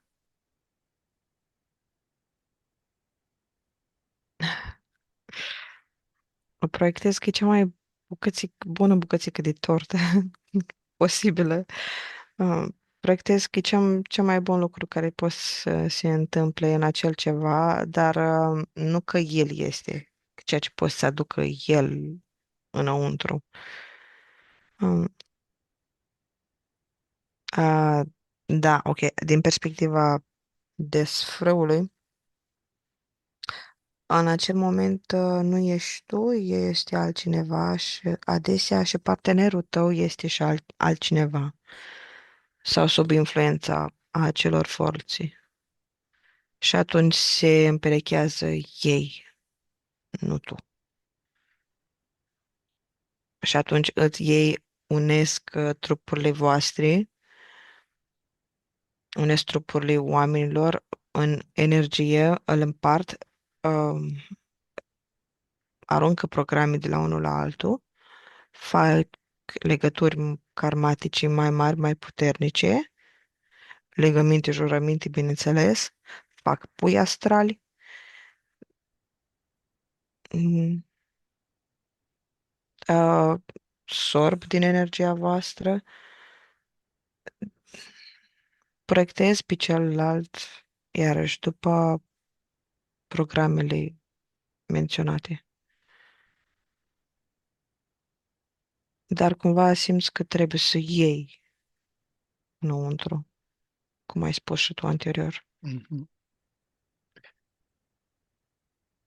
Cum îți folosești energia creatoare pentru a manipula sau controla realitatea din jur?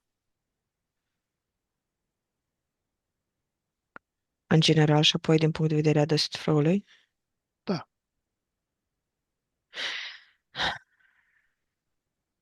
Ok. Um, E ca și cum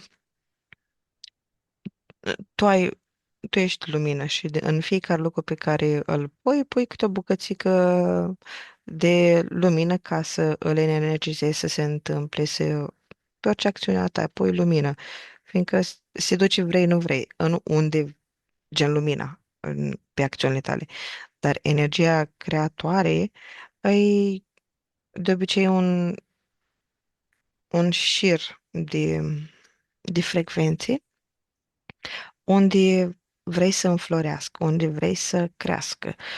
Ceva cum acționează natura. De regulă e foarte asemănătoare în proiectele tale, afacerea ta, în copiii tăi. Poți să pui, fără să fii sexual în moment, gen să simți energia sexuală. Um, Apoi mai poți să o pui, să-ți creezi realitatea și o faci și în mod involuntar, bineînțeles, prin dorinții ca să atragi partenerul respectiv, că tu te gândești și nu-ți dai seama că te gândești, dar de fapt ești conectat cu energia ta sexuală și atunci ea se duce cumva și găsește partenerul potrivit pe ceea ce îi spui tu, transmiți tu, îți creează acele corzi energetice cuantice. Dar dacă este din punct de vedere a desfrâului, este folosită ca energie, fie mănâncă ei și cresc ei mai mari, am, fie o folosesc să creeze pui de-a lor, o folosesc la anumite experimente genetice, fie o pun într-o anumită societate ca să o transforme. De exemplu, dacă ia energia sexuală sau o blochează de la toată lumea, cum e la arabi, că se joacă acolo foarte mult, mai ales prin jocul ăsta de putere asupra femeii, atunci ei poți să creezi o societate m, mai însetată după sânge, după bani, după anumite programe, sau dacă vor să apară programe ca zoofilia, tot de aici o controlează prin programele țării, a societății. Și tu în viața de zi cu zi, în momentul în care ești corupt într-un fel sau altul de energia demonilor, desfrâului, um, acționezi, bineînțeles, ca un posedat în cele mai rele cazuri sau ca fără control și pe urmă începi să te rușinezi sau din contră să zici că aia e, toată lumea face, toată lumea pățește. Mi se poate și mie. Da. Care este prima amintire legată de rușine sau de o plăcere interzisă care ți-a fragmentat sexualitatea?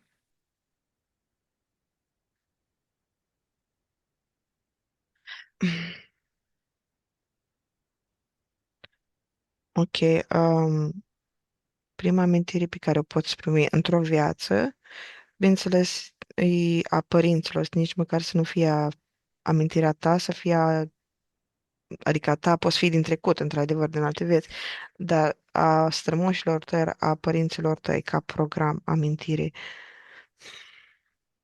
Și poți să vibrația părinților să-ți transmită foarte mult. Adică poți nu neapărat să o primești în timp ce ești în uterul mamei, ci și când ești în afară și cei doi părinți sunt în actul respectiv și emană anumite programe și tu să le primești. Nu poți să, adică poți să fii la 12 ani când ajungi să ai anumite simțuri mai ascuțite, să te trezești din alt punct de vedere, dar poți să fii și foarte devreme, rușinea mai ales sexuală.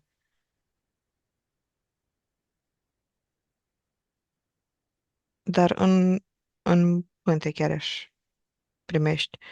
Depinde foarte mult, iarăși, de programul karmatic, de contract. Adică nu e un răspuns general valabil, mai multe.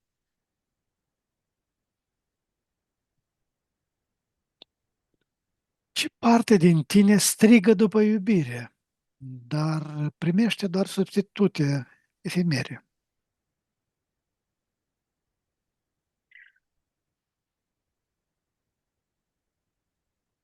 Ok, înțelegere, într-un fel. Ah, înțelegere.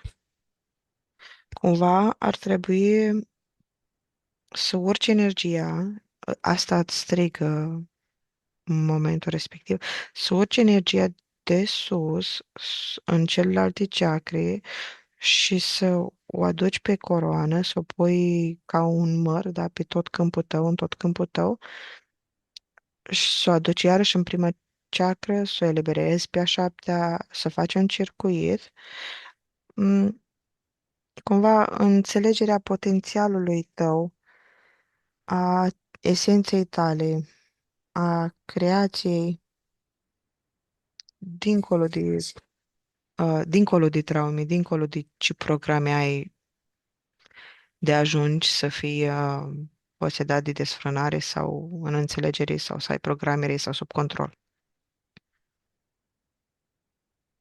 Cumva neînțelegerea, conștientizarea. Asta ar fi prima oară. Iar celelalte, cumva fugi de realitate, cumva te afunzi într-un tunel de carne și ești prins și nu mai vezi lumina. Da, conștientizarea, doar în felul ăsta pot să spun, să livrez.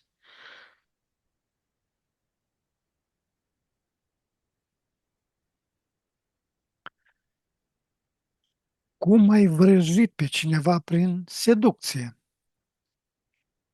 risipindu-ți propria putere vitală?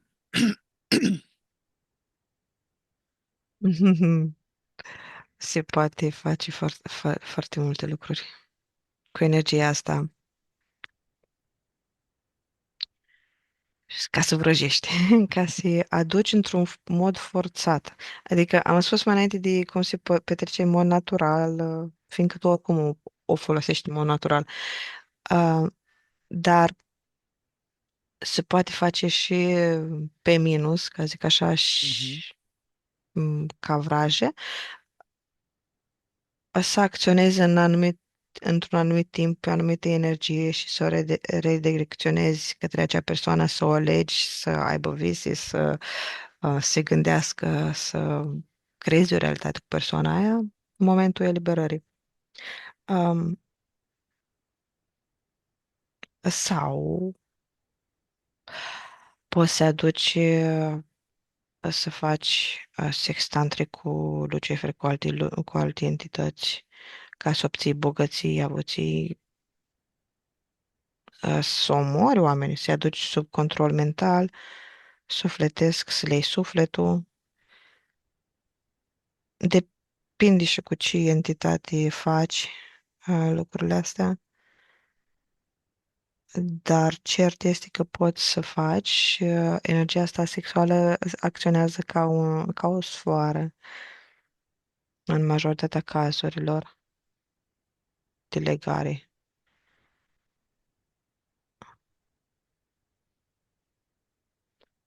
Repetă, te rog, întrebarea. Cum ai vrăjit pe cineva prin seducție, Mhm. respingându-ți propria putere vitală? Um, nu respingi propria ta putere vitală dacă ai Mă o ierți, respingi doar de... si- risipindu-ți. Da, o risipești că nu o Mhm, concentrezi și atunci, mhm, cumva mhm, ignori vocea conștiinței, vocea tot mhm. ce faci și atunci o risipești, da, ok. Um, da, o să te pun să repeți a treia oară, că de-abia acum au venit toate fragmentele întrebării.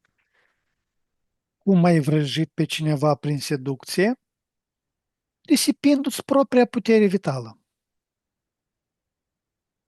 Primind în spațiu tot pe altcineva care nu ar trebui să fie acolo. Asta e prima care vine, înțelegând, făcând pact cu ele, Mhm. dorind, tu fiind, cumva uitându-te în exterior, nu înăuntru, doar în felul ăsta, din cauza că ești nu deconectat, ai iluzia separării, cauți în exterior și atunci nu ai ajunge să-ți educi fără să-ți risipești, dacă tu ai fi întreg în adică în flux și accepti din exterior. Cum seduci? Prin cuvinte, prin fapte, prin șerpi. Foarte mulți șerpi se folosesc aici.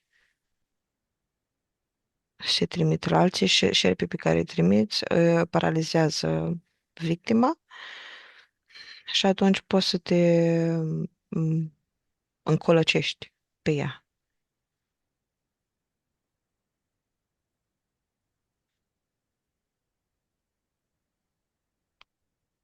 Cristina, te Mhm. deconectezi de la desfrânare, 1, 2 și 3, și te conectezi la lăcomia pântecelui, 1, 2, 3,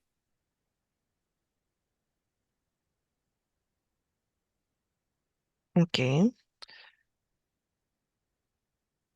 pe lângă stomac. Ce alt organ sau spațiu din corp simți că este îndopat când mănânci fără foame? Um, Îndopat.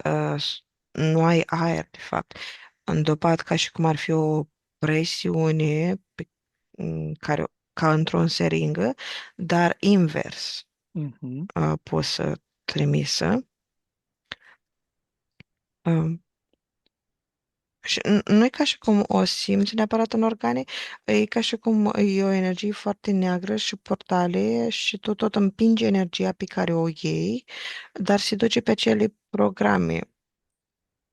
Fiindcă tu, de fapt, nu ești conectat din minte, nu ești conectat mental și emoțional. Lipsește din minte un click de aici pe care tu trebuie să îl apeși, o comandă pe care trebuie să o dai. Că mănânci conștient sau acționezi, înlocuiești acele acțiuni cu mâncarea.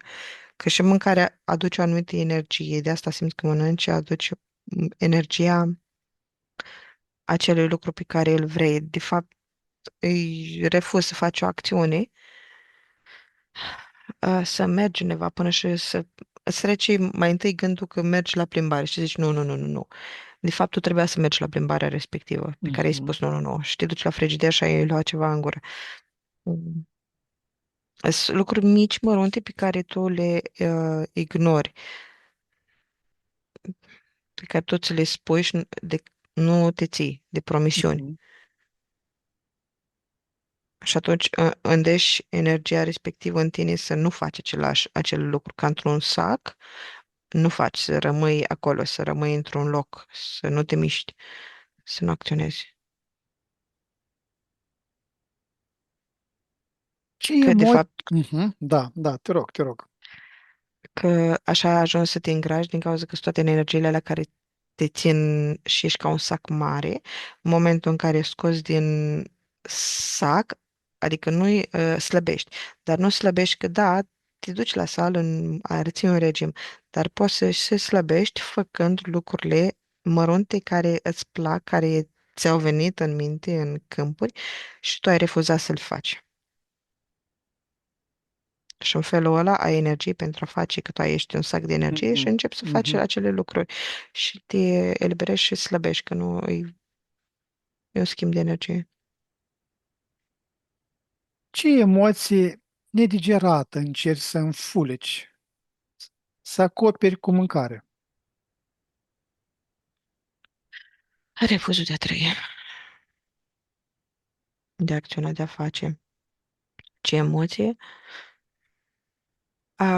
Poate fi rușine, victimizare, apăsare,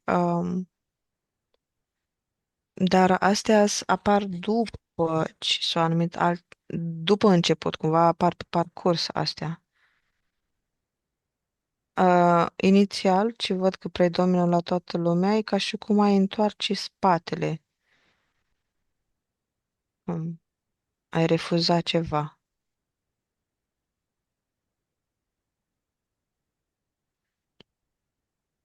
Asta vine ca informație pe ce ai întrebat.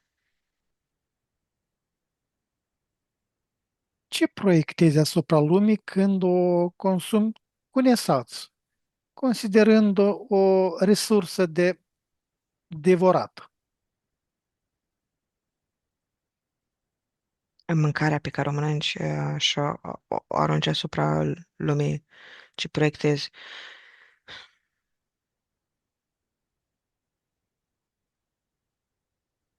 Ok, depinde. Cumva că lucrul ăsta pe care îl faci este mai bun decât dacă ai acționa, dacă ai face ceea ce fac ei, ca și cum ei nu știu ce e bun, îi întorci tu spatele din cauza că ți-au întors ei spatele în felul ăsta. E ca și cum din căpățânezi, nu sunt eu cel care e în pierdere, ei sunt. Dar tu, de fapt, nu-ți dai seama că nu mâncarea ta este bună, că ei nu știu ce pierd, adică mâncarea, ci îți mănânci programele pe care le proiectezi. Mâncarea Mhm. respectivă devine programele.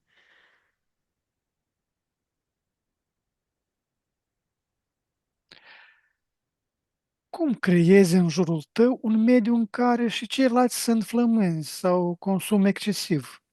Oglinda ta. Prin aruncarea de povere pe alții. Um, mai multe cazuri. În ce sens? Când este, depinde dacă e vorba de păcate karmi demoni, atunci poți îi faci pe alții să mănânce prin acele programe care se extind. Uh, sau se mai poate da prin poftă. Uh, tot acel program Mhm, care mhm, se extinde, împărtășești povara, de exemplu, e un el și o ea și unul dintre ei tinde să fie slab și unul gras. mhm, Și atunci cel gras ia din povara celui slab, nu invers. Adică să faci într-adevăr și un schimb ca să fie echilibrat într-un fel sau altul, dar de obicei sunt cei grași care iau energia de pe toți, pe el și le poartă ca poveri sau temeri sau teamă de a fi prea micuț sau a fi puternic. Eu am avut la un moment dat programul că să fiu puternică și îmi spuneam mhm, să fiu puternică și atunci adunam putere pe mine. mhm, mhm. Sau Și protecție. da, sau așa, să am un strat sau nu vreau Mhm, să mă vadă într-un anumit fel, să cumva să resping ceilalți. Dar ca să acționez și pe celălalt e prin mhm, acordul dintre entități, dintre programe, dintre părțile subliminale, ah, că, după cum am zis, cum cele două câmpuri acționează, că eu am nevoie să mă simt prost. Ok, voi face să te simți prost, mhm, fiindcă tu dorești lucrul ăsta. Fiindcă ce vor mai mult părțile subliminale e să co-creeze. Nu contează că e pe bine sau rău. Ele co-creează. Multiplică. Unii energia ta se multiplică acel ceva. Ok, se mai poate da programe împrăștia la alții prin programele religioase. De văd că se împrăștie la praznice, uh, pâinea, mâncarea și mhm, se împrăștie în felul ăsta, prin a mânca împreună cu cineva, să împrăștie energia, să duce de la unul la altul.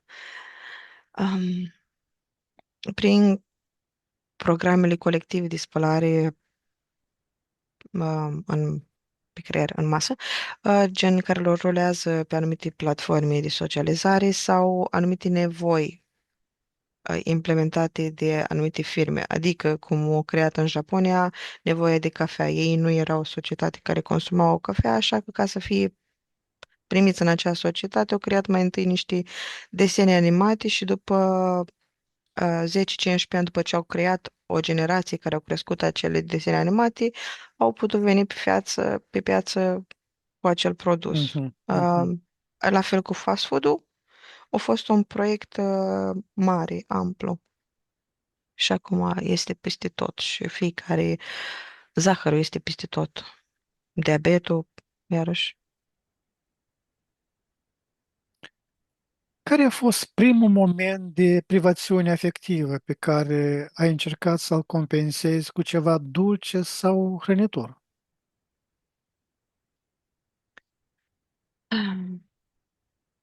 Ok, dulce, ai zis foarte bine, nu ceva hrănitor.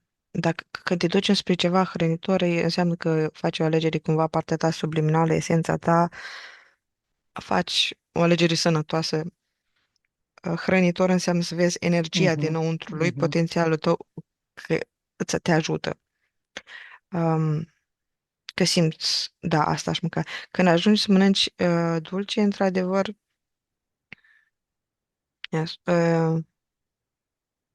cumva are de face cu programele copilăriei, când se dă dulce, tu la un moment dat, când ești copil, nu ai toate simțurile dezvoltate sau Mhm. cum le au adulții și atunci se produce altă chimie în corpul tău când mănânci dulce. Înregistrezi acel program și pe urmă mai încolo, în alegeri, dacă nu devii obez de mic sau nu ai programul îngrășatului de mic, a lăcomiei, a pântecelui, de la părinți, uh, vei apela la acel program înregistrat când vei fi adult și vrei să eliberezi acea fericire, faci click cu acea amintire și în mod automat vei mânca din ce în ce mai mult dacă nu te oprești. Uh, Când poate să fie un moment de joasă vibrație când ai anumită nevoie, mai ales când ai tristețe, melancolie, depresie. Suferință, e pe suferință legată păcatul ăsta.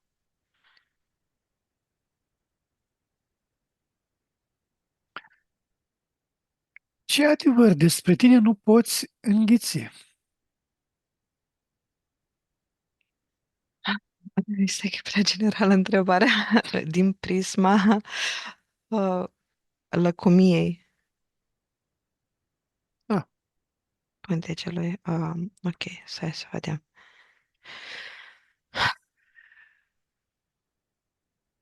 Că nu e separat, la toate văd o separare și aici inclusiv văd cumva ai iluzia separării, că nu ești întreg, că nu ai acel ceva. Adevărul pe care îl respingi este de a te uita în tine, că tu ești tot ceea ce ai nevoie, că ai nevoie de tine, nu de din afara ta, că tu ești deja tot ce este. Asta e ceea ce refuz să vezi în momentul respectiv. Dar, de obicei, cu situațiile de genul care mm, cu situația de genul, trebuie să ajungă cumva la fund ca să te poți să, ca să poți să te ridici. Trebuie să fie atât de grav încât să se reflecte în jurul tău într-o realitate atât de cruntă încât tu să te ridici, să nu mai ai cumva nimic de pierdut. De asta apar situații foarte multe extreme.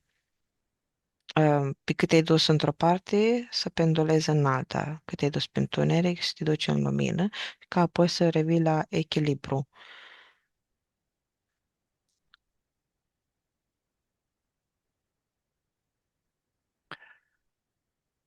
dacă ți-ai hrănit sufletul cu ceea ce are cu adevărat nevoie, ce tip de foame ar dispărea?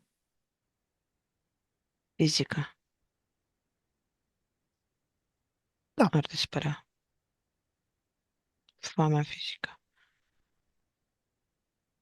Într-un fel și foamea de cunoaștere, Mhm, de experimentare, din cauza că ar fi o stare de a fi în prezent și așa parcă te-ai pendula puțin, mhm. fiindcă ești în flux, dar n-ai mai vrea să ieși de acolo.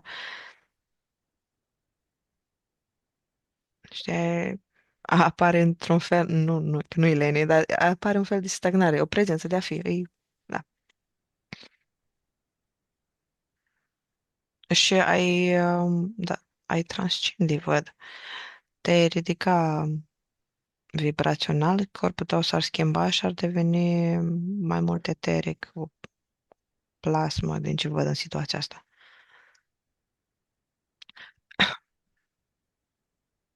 Bine, Cristina, la 3 te deconectezi de la toate păcatele, acele 7 Mulțumesc! păcate. Mhm. Uh, Mai completez doar cu faptul că e un mecanism nu numai în noi, am zis asta la început, dar e un mecanism și pe zile și pe planete și numerologic și este de săpat acolo pentru fiecare ca să aibă cumva, uh, cum se cheamă, iluminări. Ce zic Atât. corespunde mândriei? Nu sâmbătă, Sunday. Duminică. Lăcomia,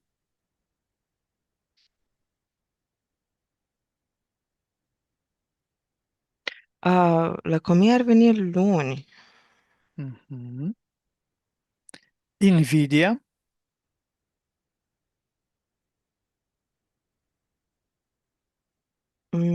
Ar fi...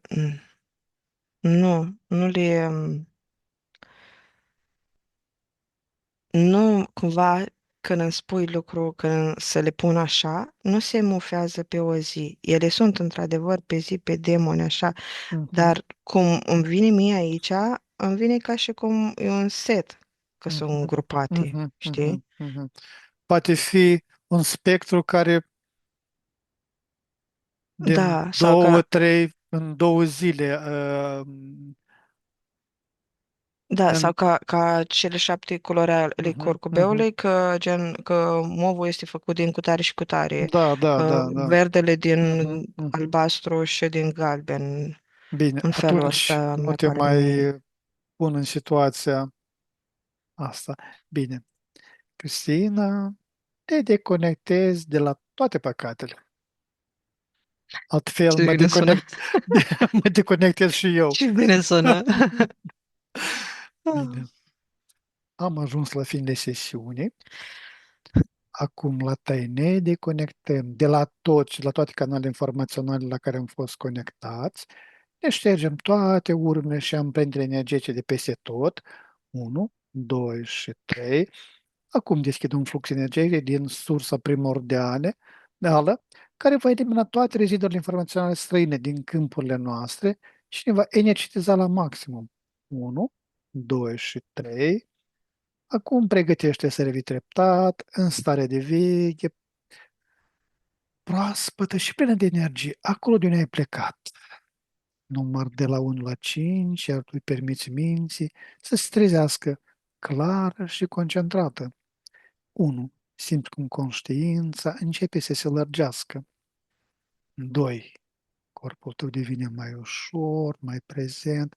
3. Auzul și senzația de fișe se intensifică. 4. Gândurile tale sunt limpezi ca după un somn odihnitor. Și 5. Deschizi ochii complet trează, cu o stare internă de calm și vitalitate, reîncărcată de posibilități.